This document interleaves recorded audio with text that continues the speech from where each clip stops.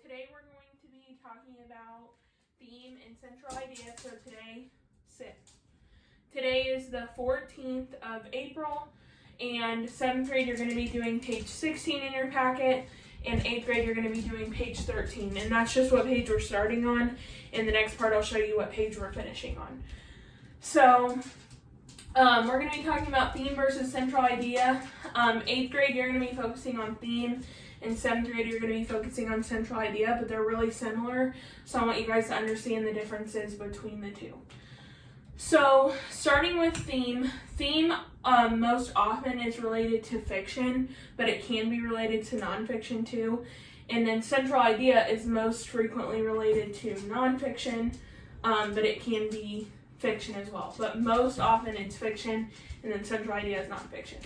So theme is a moral, a message, or something that you learn about life from what you're reading. So theme can be applied to all of people's lives, not just in the story. So this is something that you learn, like a moral or a value that you learn, and you can apply to become a better person or to learn something about how life works. Okay, so central idea is the idea that summarizes the point of an article or a text, and it's specific to the text or story and probably can't apply to your life directly or anyone's life directly. So central idea is just what is actually happening in the text. So you are basically summarizing in like 1 or 2 sentences what happened in the text. It's just the most important, like a just summary of what actually happened. Theme is what can you learn from that text? Not what actually happened in the text, but what did you learn from what happened in the text? So what did you learn from the central idea? So the example that we can look at is the Lion King. So the theme of Lion King would be that everyone must eventually leave their childhood behind to deal with adult responsibilities. Does that say anything about lions? No, because the theme is not relevant to whether or not we're talking about lions. The theme is just talking about what can we learn from the storyline. So what lesson can we take into our own lives? So we could learn that everyone must eventually leave their childhood behind to deal with adult responsibilities. Now, the central idea would be a young lion grows up to defeat his uncle and is able to reclaim the kingdom. That's the most important thing that happened in the story. That is what the whole story led up to, was him growing up and then defeating Uncle Scar and reclaiming the kingdom. That is what the central idea is, because it's what actually happened in the story. Theme isn't what happened in the story, it's what you learned from what happened in the story. The central idea, like I said, can most often be stated in 1 sentence, just like the theme. So these are really only 1, maybe 2 sentence answers. So again, 8th grade, we're going to be talking about theme and identifying theme. 7th grade, we're going to talk about identifying central idea, but it's important that you understand the difference between the two because they're really, really similar. So again, theme is talking about what we learned from the story. What lesson can we take away? Okay? Then central idea is what actually happened in the story. Theme is not what happened in the story, it's what we learn from what happened. Central idea is what actually happened. So now we're going to take a look at our packets. Again, page 16 for 7th grade, page 13 for 8th grade, and once we do the second part, I'll tell you guys where we're going to stop. Okay? So let's take a look at that right now. Okay, 7th grade, we're going to take a look at page 16, which is about analyzing the development of central ideas. So we're going to look through this first page together, which really just asks us some questions about the stuff that we just went over together, and gives us a little bit more information on central idea. So it says, as you read, do you wonder what the author is trying to tell you in the text? Try to figure out the central idea or the most important point or points an author is trying to make about the topic. Sometimes the central idea might be stated directly, but more often it is implied, which implied just means that it's something we're made to understand through the text. So something that we can infer or assume. Then you must figure out by analyzing the supporting details. These facts, examples, reasons, and other pieces of information are meant to explain and expand on the central idea. Examine the cartoon below. Think about the central idea and its supporting details. So we're going to look at the cartoon and see what the central idea of the cartoon is. So it says paleontologists search for fossils that reveal more about creatures that lived in the past. So it says what central idea is shown, circle parts of the picture, and caption that support the central idea. So I think this whole part kind of contributes to the central idea, which obviously has something to do with dinosaurs and searching for fossils. So then we could look at paleontologists, and then maybe creatures that live in the past, and then possibly fossils. So it says, study the web below that shows the central idea of the picture and details that support it. So it says the central idea would be that paleontologists help us learn about dinosaurs and our past. So one of the supporting details would be that the dinosaur bones show the shape of creatures from the past, okay? And then the second supporting detail, studying fossils reveals clues about creatures that lived in the past. So as a good reader, make sure you figure out how the supporting details work together to develop the central idea in the text. This will help you understand each important point the author wants to make. So looking at the shape, so we can see how the shape of the fossil that he has come up with here shows what the creature would look like, right? And shows the shape of the creature. And then studying it, it told us here, reveals clues or more information about creatures that lived in the past. So from those two things, we can assume that paleontologists are there to help us learn about dinosaurs and our past. So let's move on to page 17. We're going to read the first two paragraphs of this and then look at another one of those charts to determine what the central idea is. So it's called Deep Sea Treasure Hunters. Deep sea diving is a dangerous but fascinating activity. Some people dive for fun or sport, and some make a career out of hunting for sunken treasure. These types of career divers fall into one of two categories: those who want to study their discoveries and those who want to sell the treasures that they find. The divers who study sunken treasures are concerned with the preservation of these sites. These divers often locate, map, and study shipwrecks. When they find a site, the divers are interested in using their information that the treasure provides to form a story about the ship that wrecked. By studying artifacts such as coins or jewelry found at the site, these divers learn many things about the lives of the ship's passengers. They also learn more about the cargo and the daily lives of the sailors around the ship. Sometimes they even learn why the ship sank. So what we need to do is we're figuring out the central idea of paragraph 2. So paragraph 2 is just this part here. So this is number 2. So what is the central idea of paragraph 2? What details are given to support it? The author describes two career paths: deep sea treasure divers diving for money, and deep sea treasure diving for gathering information. So which of these is described in paragraph 2, and how the details help you learn more about it? So which one? So it says some people dive for fun or sport, and some make a career out of hunting for sunken treasure. And they fall into one of two categories: those who want to study and those who want to sell. Well, paragraph 2 does not say anything about those selling it. So if we're looking for the central idea of paragraph 2, we know it has nothing to do with selling. So we know that one supporting detail they gave us was that the divers study artifacts like coin and jewelry. So we can go ahead and underline that as one reason. Now, if we think what would be another reason, is that they even learn why the ship sank. So we could write, they study why the ship sank.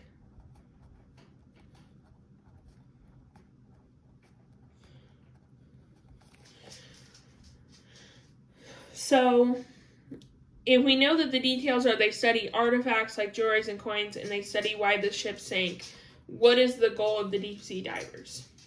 Is it to make money? Well, we already know that that's not it. So the goal of the deep sea divers is to learn more about the ship. It's not to make money off the ship or make money off anything they found on the ship. It's just to learn more about the ship and the way of life of the people. So, obviously we can't complete the bottom part because we're not together, but if you want to look this over with your siblings and you guys can work on it together, that is fine with me. But for now, we're going to move on to page 18. So it says, continue reading about deep sea treasure hunters. Use the close reading in the hint to help you answer the question. So we look at the close reading, it says, which is right over here on the left-hand side, it says the author mentions two central ideas in these paragraphs. Circle the first central idea and underline the second central idea. So we will do that once we read through the paragraph one time. And the hint says, which choice explains more about the central idea you circled? So the question that we're going to answer after we read this is, which sentence provides a supporting detail for the idea that we must respect the ocean and their treasures? So again, while we're reading this, we're going to circle the first central idea and underline the second. It says, the deep sea divers pursuing profit must carefully research their sites to make sure it is legal to take artifacts from the location. They must also take measures to preserve the artifacts so that they don't corrode and lose value once they are recovered. For these deep sea divers, the measure of their success is in the dollar value of the treasure they find. Whether deep sea divers wish to study treasure or collect it, divers must obey the law, dive in teams, and be careful at all times. We must respect the power and mystery of our oceans if we hope to uncover their many hidden treasures. So let's look for the first central idea in paragraph 1. So for the deep sea divers pursuing profit, we can tell that it says for these deep sea divers, the measure of their success is in the dollar value of the treasure that they find. That's what they want us to understand about these deep sea divers. And then in the bottom, it talks about obeying the laws and being careful. So we know that we must respect the power and mystery of our oceans. So then the bottom, again, says we're looking for which choice explains more about the central idea you circled. It says which sentence best provides a supporting detail for the idea that we must respect our ocean and its treasures. Some divers spend a lot of time searching for sunken treasures. Deep sea diving involves a great deal of physical training. Divers must identify sites that are legal before they collect artifacts, or profit is the main motivation for some deep sea divers. So if we're assuming that our central idea is that we must respect the ocean and its treasures, which is the second central idea that we circled. So if we're looking for details that support the idea that we must respect the ocean and their treasures, is the fact that some divers spend a lot of time searching for sunken treasures, does that support that we have to respect the ocean? No. It doesn't really have anything to do with that. So we can eliminate that answer. So let's get down to C. Divers must identify sites that are legal before they collect artifacts. Let's look at B. Deep sea diving involves a great deal of physical training. I don't even think it says anything about that if we look back. So obviously that would not be our answer. Now let's get down to D. It says profit is the main motivation for some deep sea divers. Well, that is the point of this first paragraph, but it's saying to look for a supporting detail for the idea that we must respect the oceans and their treasures. That's why it's really, really important to read the question, because part of this does talk about how profit's the main motivation, but it's asking you to give a specific detail for why we have to respect the ocean. So D has nothing to do with it. So divers must identify sites that are legal before they collect artifacts. We want to make sure things are legal, so that is respecting the ocean and their treasures. So C would be our correct answer. So we need to make sure when we're answering anything that is short answer, like this bottom part, that we use the race strategy. So the race strategy again is R is restate, A is answer, C is cite, E is explain. So it says explain how the supporting details given by the author developed the central idea about divers searching for profit. Okay, so I went ahead and did this for us here. So it says, the fact that divers must identify sites that are legal shows that we must respect the ocean because, so we've restated our question. So now we need to look at how that shows that we must respect the ocean. So how does making sure that sites are legal show that we must respect the ocean? Well, it shows that because it is important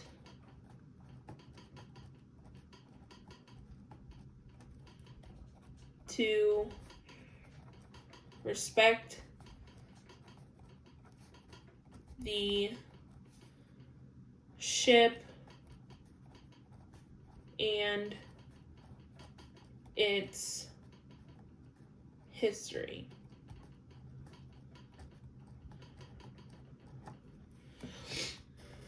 By only exploring legal sites.